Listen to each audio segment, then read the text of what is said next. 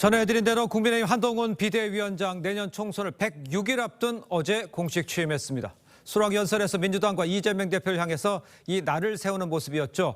자, 두 분과 함께 앞으로 이 한동훈 비대위 체제 어떻게 흘러갈지 좀 자세히 짚어보겠습니다. 윤기찬 국민의힘 법률위 부위원장, 설주환 더불어민주당 법률위 부위원장 모셨습니다. 안녕하십니까? 네, 반갑습니다. 자, 먼저 한동훈 비대위원장 선당 후사가 아닌 선민 후사를 실천하겠다면서 내년 총선 불출마를 선언했죠. 목소리를 직접 먼저 들어보겠습니다. 용기 내기로 결심했다면 헌신해야 합니다. 저는 선당 후사는 안 해도 된다고 생각합니다. 대신 선민 후사해야 합니다. 오늘 국민의힘의 비상대책위원장으로서 정치를 시작하면서 저부터 선민 후사를 실천하겠습니다. 저는 지역구에 출마하지 않겠습니다. 비례로도 출마하지 않겠습니다. 글쎄요, 어제 이제 비대위원장 수락연설에서 내년 총선 불출마라는 아주 깜짝 선언이 나왔습니다. 당초 뭐 수도권 접전지 또 뭐 비례대표 뭐 이런 여러 가지 설이 나왔지만 둘 다 안 하겠다 이렇게 총선에 불출마 선언한 것, 이거는 어떤 의미로 해석을 하십니까, 부위원장께서? 저도 사실은 예상을 못했는데요. 예.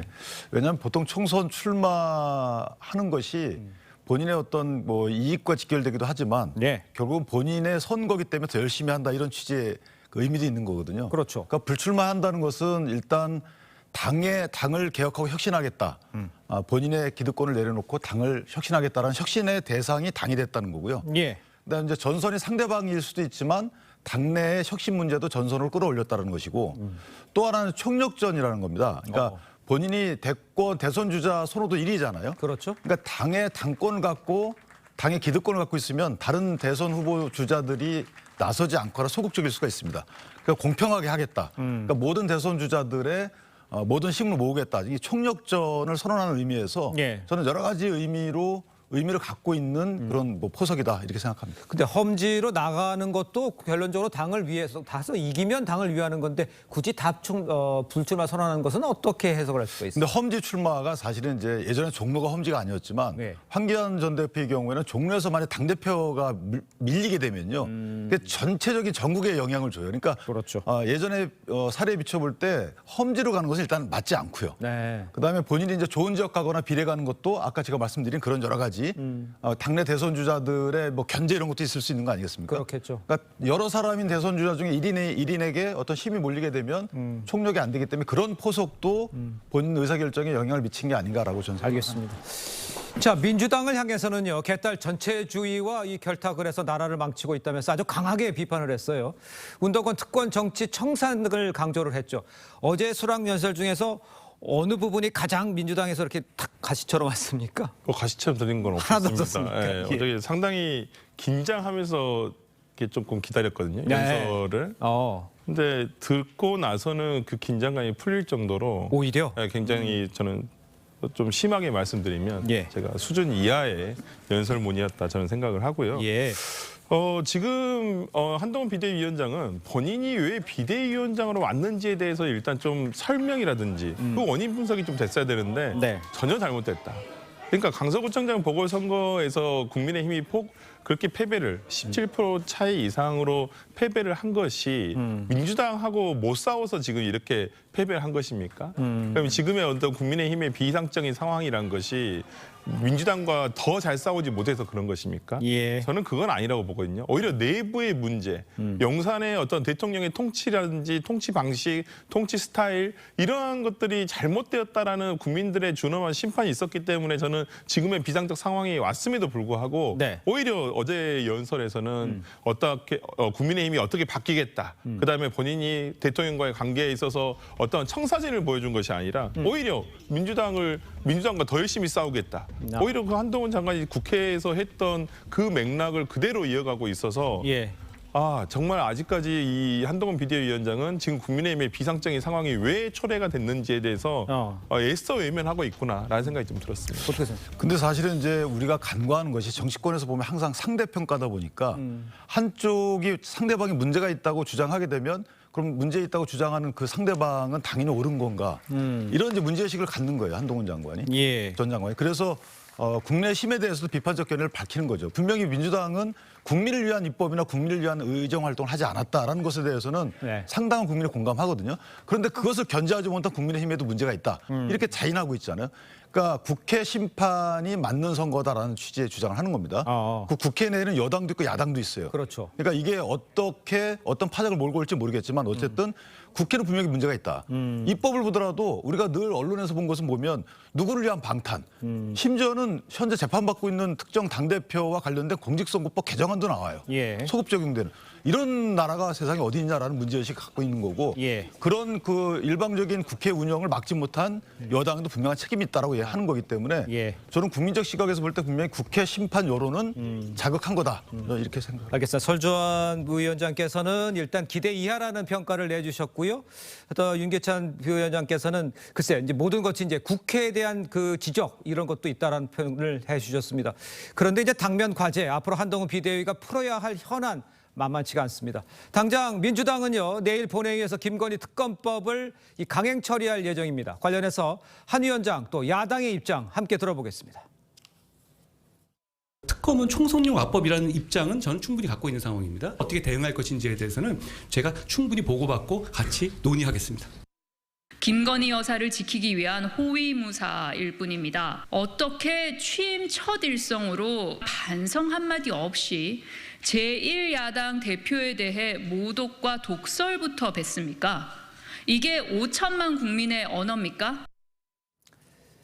일단 김건희 특검법 대응에 대해서 당과 논의하겠다면서 즉답을 피한 상황이죠. 전날 당정대 이 비공개회에서 특검 수용 불가로 가닥이 잡혔습니다. 한 위원장 아직 결정을 내리진 못한 상황 같아 보이는데 글쎄 다른 목소리를 낼 수 있냐 이런 지적들 많이들 하고 있잖아요. 어떻게 보십니까? 근데 어제 한동훈 비대위원장이 연설하기 전에 네. 뉴스가 나온 것이 지난 크리스마스 이브 날 오히려 당정대가 모여서 이 김건희 특검법을 절대 수용할 수 없다라는 조건부 수용도 안 된다라는 어떤 결론을 냈거든요. 예. 그렇다고 한다면 저는 뭐 한동훈 비대위원장이 어제는 약간은 조금 유동적으로 어떤 여지가 있어 보이는 말씀을 하셨지만 예. 저는 그런 결론은 달라지지 않을 것이다. 근데 어제 한동훈 비대위원장의 수락 연설에서 가장 저는 그래 아까 말씀하신 대로 가장 그래도 귀에 꽂혔다는 부분은 국민을 위해서 하겠다. 국민의 이익을 가장 우선시하겠다 그랬거든요. 그러니까. 그러면 국민의 이익을 우선시한다는 것은 국민의 뜻을 받들겠다는 말이에요. 예. 그러면 지금 김건희 특검법에 대한 국민의 생각은 민심은 어디에 있는지에 대해서 예. 좀 고민을 많이 하셨으면 좋겠다 생각을 합니다. 알겠습니다. 일단 민주당에서 특검 수용 압박하면서 결국 한동훈 위원장 이 김건희 여사 지키기에 나선 거 아니냐 이런 비판 나오고 있죠. 특검 문제도 그렇고 앞으로 그 대야 관계에 있어서 한동훈 장관은 어떤 스탠스를 취해야 된다 이렇게 생각하시는 게 있습니까? 일단 특검 부분은 사실은 이제 비대위원장이 취임하기 직전에 당정대가 이례적으로 저렇게 합의를 했잖아요. 맞아요. 그러니까 조금 부담을 덜어주는 의미가 있는 것이고 예. 그러니까 국회에서 통과된 이후에 대통령이 만약에 제의 요구를 하게 되면 제의 요구에 대한 국회의 그 결론까지 보고 그다음에 저는 개인적으로 여론의 추이를 좀 볼 것 같아요. 아. 선거 국면이기 때문에 이제 그건 법리적인 측면인 것이고요. 네네. 그다음에 선거 국면의 어떤 그 정략적인 측면에서 보면 만약에 당에 대한 지지율 내지 후보들에 대한 지지율이 낮아지게 되면 또 다른 선택을 할 수가 있는 것이죠. 그거는. 그러니까 지금은 그걸 언급하는 것은 그 선택에 대한 어떤 효과를 반감시키는 것이기 때문에 네. 지금은 언급할 이유가 없어요. 근데 만약에 이것이 지지율이 급락한다. 그럼 저는 여러 가지 선택에 나올 수 있는 이게 살아있는 생물이기 때문에 정치는 네. 그런 공간은 열려 있다라고 보는 것이고요. 예. 다만 그걸 지금 얘기하게 되면 그 선택에 대한 효과도 반감될 뿐만 아니고 뭔가 여론이 그쪽으로 흘러가기 때문에 그것은 제가 한동훈 전 장관이 그 언급을 하지 않을 것이다 이런 생각이 드는 것이고. 그렇다면 예, 계속해서 말씀해 주시죠. 야당과의 관계는 당연히 이제 이재명 대표를 찾아뵙겠다고 말씀하셨잖아요. 네네. 그러니까 당수의 어떤 의무는 다 할 거예요. 그러나 정책 위주의 행보를 하지 않을까라는 생각이 듭니다. 그러니까 대표를 만나서 의례적인 이런 만남 이런 것보다는 인사를 한번 하겠죠. 예. 어떤 정책과 관련된 제안을 하고 제안을 받고 이런 식의 이전과 다른 당대표 행보를 할 것이다라는 생각이 들고 그러니까 총선 전국에서는 분명히 정책적 제안을 많이 할 겁니다. 한동훈 비대위원장은. 거기에 대한 이재명 대표의 반응에 대한 또 다른 또 대응 이런 것들로 인해서 총선 전국을 이끌어가지 않을까 그렇게 기대하고 있습니다. 그 특검과 관련해서 이제 윤재혁 원내대표가 어제 본인의 이제 국회에 관한 일이니까 본인이 책임을 진다 이런 얘기를 했지 않습니까? 그렇다면 특검법과 관련해서는 그 한동훈 비대위원장은 조금 뒤로 물러서는 모양새가 되는 겁니까? 윤재혁 원내대표가 추진하면서? 그러니까 일단 원내 일이잖아요. 국회에서 의결하고 그다음에 혹시나 대통령이 거부권 행사에 다시 넘어오게 되면 그 재의결을 하는 이 절차는 이제 원내에서 책임지고 하는 거고 여기서 일단락이 되는 겁니다. 여기에 대해서 이제 국민적 시각이 또 반영이 되겠죠. 그 반영이 되는데 그 시간이 짧습니다. 두세 달 정도뿐이 남아있지 않기 때문에 총선이라는 것이. 거기서 한동훈 비대위원장이 그 여론의 추이에 따라서 어떤 선택을 할지 어떤 변화를 이끌어갈지는 사실 지금 무궁무진한 거죠. 아무런 정해진 게 없는 상황이다. 제가 볼 때 이런 상황이 맞는 것 같아요. 알겠습니다. 일단요, 한동훈 비대위원장은 어제 이제 비서실장에 75년생 초선 김형동 의원을 임명을 했습니다. 아마 시청자 여러분도 좀 낯서실 분 것 같은데 한 위원장이 열정과 헌신의 자세가 있다면서 생물학적 나이는 제한하지 않겠다 이런 취지의 발언도 했죠. 그렇지만 이제 전체적으로 봤을 때 한동훈 비대위와 이 모양은 좀 젊어지는 이런 양상인데 민주당은 586 이런 이미지가 아직은 남아 있잖아요. 그럼 총선하기에는 좀 힘들어 보인다 이런 생각은 들지 않으십니까? 물리적인 나이 대결만이 어떤 다음 국회 총선에서의 어떤 하나의 모티브가 될 수는 없다고 저는 보입니다. 그러니까 물리적인 나이가 중요하지는 않다고 보여요. 왜 그러냐면 지금 국민의힘이 실제 그 전부터 민주당보다는 훨씬 젊은 세대들이 두각을 나타냈었어요. 아니 있는 이준석 대표 우리가 좀 이따 얘기하겠지만은 이준석 대표도 80년대생입니다. 그리고 예를 들어 김재섭 위원장이라든지 이런 분들 정말 당내에 좋은 젊은 인재들이 많음에도 불구하고 오히려 이준석 대표 같은 경우는 정말 쫓아내듯이 축출을 했단 말이에요. 그렇다고 한다면 말 잘 듣는 오히려 순치된 7, 8, 9 세대를 내세우는 것은 오히려 86 세대와의 세대론 경쟁을 하기에는 오히려 부족하다고 생각을 하고요. 물론 민주당에서도 지금 86 세대 교체론에 대해서 이 부분이 화두가 더욱더 올라와야 되는데 제 개인적으로 항상 얘기하는 것이 친명이냐 비명이냐 이 논란으로 오히려 세대 교체에 대한 화두가 지금 불거지지 않은 부분들이 민주당으로서는 전 뼈아픈 지금 지점이거든요. 저는 이 부분이 더욱더 많이 나와서 지금 86 세대 교체 저는 물론 어떠한 세대라고 해서 모두 다 물러가라, 모두 다 퇴진해라 이건 아닙니다. 하지만 86 세대에 대한 어떠한 이 세대 교체에 대한 논의가 당내에서 시작이 돼야 되는데 오히려 이런 논의조차 나오지도 못하고 있다는 것이 안타까운 현실입니다. 알겠습니다. 86세대보다 이제 세대가 바뀌는 것도 민주당의 과제다 이런 이야기를 해주신 것 같습니다. 자, 아까 방금 전에 이제 이준석 전 대표 이야기를 했으니까요. 계속해서 오늘 이제 탈당 관련 기자회견에 나설 예정인 이준석 전 대표 이야기도 해보도록 하겠습니다. 앞서 이 전 대표가요 역사상 최고 속도의 창당에 도전하겠다 이렇게 말을 했습니다. 목소리 한번 들어보겠습니다.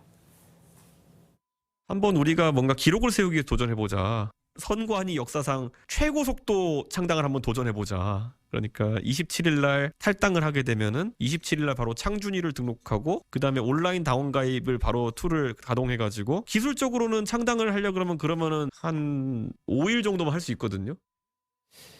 회견 날짜는 오늘 당초 이 국회 소통관에서 기자회견이 예정돼 있었습니다. 근데 어제 이제 상계동의 식당에서 하겠다 이렇게 장소가 바뀌었어요. 장소 바뀐 의미는 어떤 건지 또 이렇게 그 탈당이 기정사실화 되는 거 아니에요? 어떻게 바라보고 계신지 좀 설명해 주십시오. 저는 창당 준비가 안 돼 있기 때문에 그런 게 아닌가 싶어요. 그렇습니까? 왜냐하면 창당 선언한 게 벌써 언제입니까?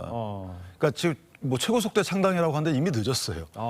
지금 본인이 창당 결심을 밝힌 지가 언젠데 이제 최고 속도란 말이 어울리지 않는 것이고 국회에서 하지 않는 것은 허은하 의원과의 관계가 그래서 저는 약간 두 분 관계가 안 좋은가라는 생각이 드는 것이 허은하 의원이 이야기하죠. 통상 국회에서는 의원이 이렇게 중지해서 와서 소통관을 빌리거든요.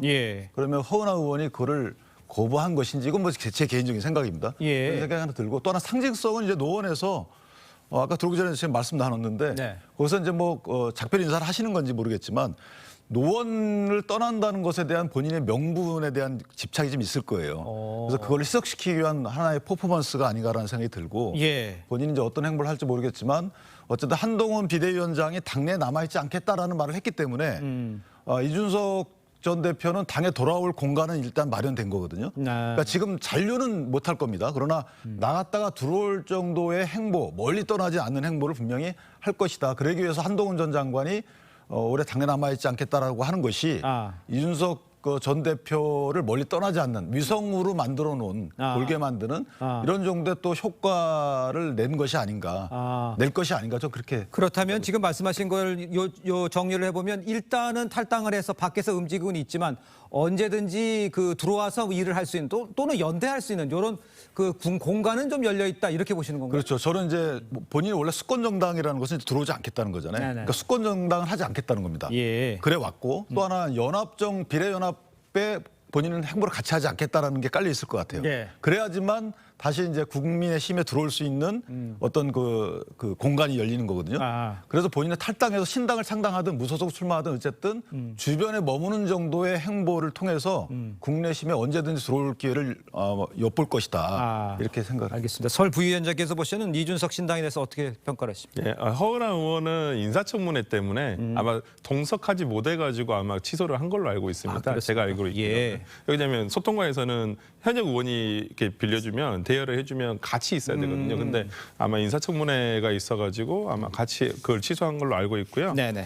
저는 뭐 노원구에서 한 것은 어찌 보면 본인의 정치적 고향 아니면 뭐 본인이 항상 본인의 꿈은 노원구에서 어떤 상계동에서 그 국회의원을 하는 것이 꿈이다라고 항상 얘기를 해왔거든요. 예. 그렇다고 한다면 신당을 하면서 저는 뭐 노원구에서 출마를 하기보다는 이제는 가장 자기가 어려운 곳으로 가겠다고 했어요. 그렇다고 한다면 노원구를 떠날 수밖에 없는 상황이 올 수도 있고 그렇다고 한다면 네. 오히려 노원구 주민들에게 그동안 본인이 이제 고향 같은 곳이잖아요. 이제 떠남에 있어서 저는 작별 인사를 정중하게 하는 것이라 생각을 하고 어찌 보면 무슨 이렇게 식당에서 하는 것이 오히려 저는 더 의미가 있지 않을까라는 생각 들고 예. 저는 개인적으로는 어제 그 한동훈 비대위원장의 수락 연설과 대비되는 오늘 이준석 대표의 탈당 어떤 뭐 기자회견문 기자회견? 뭐 이러한 내용 등이 상당히 기대가 되는 대비가 되지 않을까 싶습니다. 제가 봤을 때는. 한동훈 비대위원장과 대비가 된다 이런 뜻입니까? 그렇죠. 어제 연설과 당연히 대비될 수밖에 없어요. 그러니까 한동훈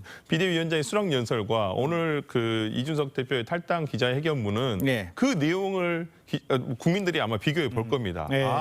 누구의 어떠한 변이 훨씬 더 합리적이고 정당한가 어떤 명분이 생길 것인가라는 부분에 있어서는 저는 어제 한동훈 비대위원장의 수락 연설로서 이준석 대표가 항상 얘기를 했지 않습니까? 본인의 잔류 조건은 국민의힘이 변하는 것이다. 근데 어제 한동훈 비대위원장의 수락 연설문은 국민의힘이 변하지 않겠다라는 것을 저는 얘기하고 있었기 때문에 저는 이준석 대표의 오늘 탈당 기자회견이 상당히 기대가 되는 편입니다. 알겠습니다. 경쟁자의 의미로 생각하시는 것 같은데. 국내심을 변화시키겠다는 게 한동훈 비대위원장의 일설이죠. 저는 개인적으로 그렇게 읽었고 예. 그러니까 국회라고 제가 말씀드린 이유도 거기에 있는 것이고 아마 지켜보시면 네.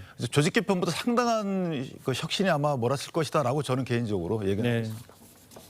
알겠습니다. 자, 다음으로 민주당 소식 짚어보겠습니다. 이낙연 전 대표가요.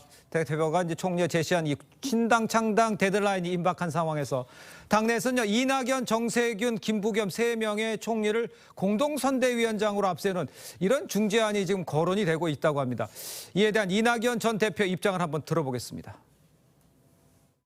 중립적 공관위원장 선임으로 당내 통합을 좀 이룰 수 있다고 보시는지요? 제가 당내 문제를 그렇게 깊게 생각하지 못하고 있습니다. 만약에 공동선대위원장 제안이 온다면 좀 수락하실 의사가 아까 가상을 전제로 답을 하는 건 너무 우습습니다. 이 방법이 신당 창당 만류 사유가 될 수 있는지 궁금합니다. 잘 모르겠습니다. 제가 특별히 그에 대한 생각을 갖고 있지 않습니다. 지금 전체적인 상황을 보면 삼총리 연대론이 잠깐 주춤했다가 다시 이야기를 하고 또 이야기는 계속 오가고 있는 것 같아요. 어떤 식으로 진행이 되고 있다고 봐야 됩니까? 그러니까 정말 특히나 정세균 총리와 그다음에 김부겸 총리께서 굉장한 만류를 하고 계시는 것 같아요. 이낙연 대표 신당 창당에 대해 그리고 정말 전통적인 민주당을 과거에서부터 김대중 대통령 때부터 지지했던 어떠한 그 언론 인사들께서도 굉장히 우려를 많이 하고 있고 일단 어떠한 당을 깨고 나가는 부분에 대해서는 상당히 우려를 전하고 있다고 저도 듣고 있거든요. 네네네. 그렇다고 한다면 하지만 그분들도 지금 당 내에서는 뭔가 좀 변화가 있어야 된다라는 얘기는 주문은 하고 계시는 걸로 알고 있는데 일단 정세균 총리라든지 김부겸 총리께서는 어떤 통합에 일단 방점이 찍혀 있으시기 때문에 이낙연 대표가 신당으로 나가는 부분에 대해서 상당히 그 만류를 하면서 어떤 적정한 지점 아니면 적정한 상황에 대해서 지금 조성을 해가는 과정이 아닌가 싶습니다. 그러니까 이게 지도자급에서는 이런 일이 작업이 벌어지고 있고요. 공천 작업은 또 여기저기서 시끄럽게 공천 작업이 원래 시끄럽기 마련입니다. 하지만 당내 공천 갈등 민주당에서 좀 심화되는 모양새고 있죠. 문희상 전 국회의장의 아들 문석균 씨가 다시 이번에 적격 판정을 받았는데 비명계에서는 계속 떨어지고 있고 이러다 보니까 실질적으로 공천 문제에서는 갈등이 계속되는 것 같아요. 그러니까 민주당이 저거 보니까 검증위원회의 그 설치 자체를 잘못한 것 같아요. 어떻게 잘못한 그러니까 국민의힘 같은 경우에는 검증위가 별도로 있긴 있지만 거기서 이렇게 탈락시키는 게 전부가 아니고 컷오프라는 절차가 또 있거든요. 근데 이제 검증위에서 컷오프를 민주당 하다 보니까 거기서 사실은 그 정략적 판단도 같이 하는 것 같거든요. 예를 들면 의정부 같은 경우에는 문희상 전 국회의장의 아들이 만약에 무소속 또 나오게 되면 치명타를 입잖아요. 그런 거에 대한 무소속 못 나오게끔 하는 그런 절차인 것 같기도 하고 또 이용주 의원의 경우도 마찬가지입니다. 거기도 그분이 무소속으로 나왔던 것 같은데 이번에도 만약에 무소속으로 나오게 되면 또 타격이 있으니까 삼자 구도가 되잖아요. 그러니까 아마 무소속으로 못 나오게 하는 이런 정략적 판단하에 적격 판정을 한 것 같은데 그러다 보니까 검증위원회의 형식적 판단이다라고 하는 민주당의 설명이 국민들께는 설득력이 없는 거죠. 그러니까 제각각이다. 따라서 오히려 친명 위주의 검증이 활동이 되는 게 아니냐라는 이제 오해도 사고 있는 건데 어쨌든 저는 공천 시스템을 다시 한번 정비할 필요가 있는 게 아닌가 민주당 이런 생각을 합니다. 시스템에 의한 공천이라는 얘기를 계속하고 제가 그렇게 들었잖아요. 그런데 지금 상황을 보면 굳이 딱히 그렇지 않아 보이지 않느냐 이런 지적을 하면 어떻게 답하시겠습니까? 그러니까 근거는 저는 있다고 봐요. 검증위가 어떤 정무적 판단이 섞여가지고 결정을 내리지는 않거든요. 현재로서는. 그러니까 지금 문석균 후보 같은 경우에도 과거에 어떤 탈당을 하고 무소속 출마를 했었지만은 그 지난 4월에 어떤 그 당을 통합한다는 차원에서 기존의 어떤 무소속 출마자들에 대한 감점을 하지 않겠다라고 페널티를 주지 않겠다라고 해서 전부 다 복당을 받아들였던 적이 있거든요. 그러니까 이러한 일들이 어찌 보면 원칙이 없었고 당시에 어쩌면 통합이라는 명분하에 이런 부분들이 있었는데 그러니까 저는 이런 기준에 의해서 명백한 기준에 의해서 저는 검증위가 검증을 했다라고 보고 그냥 검증위를 통과해야지 공관위에 올라갑니다. 그래서 공관위에서 정무적인 판단을 하는 것이거든요. 근데 지금 어찌됐든 간에 이런 검증위 단계에서 원래는 조금 더 괜찮은 후보들을 내자라는 식으로 해서 좀 한 단계 더 그 공관위 전에 어떤 그 심사를 할 수 있는 과정을 지금 넣어놨는데 오히려 이런 부분에서 괜히 불필요한 논란이 일어난 것 같아서 조금 더 걱정되는 부분이 있고 앞으로 좀 개선해야 되지 않을까. 한 말씀만 드리면 이용주 의원 같은 경우에는 사실은 윤창호법 본인이 만들었잖아요. 근데 그 10일 만에 음주운전 하셨는데 그 검증에서 하는 말이 윤창호법 시행되기 이전에 음주운전이기 때문에 이거 괜찮다라고 이게 사실 납득이 될까요? 그렇긴 합니다. 그게 이제 적격 심사가 기계적으로 한다고 그랬는데 이런 문제가 자꾸 발생을 하니까 문제를 지적하는 것 같아요. 자, 두 분 말씀은 여기까지 듣겠습니다. 고맙습니다. 감사합니다.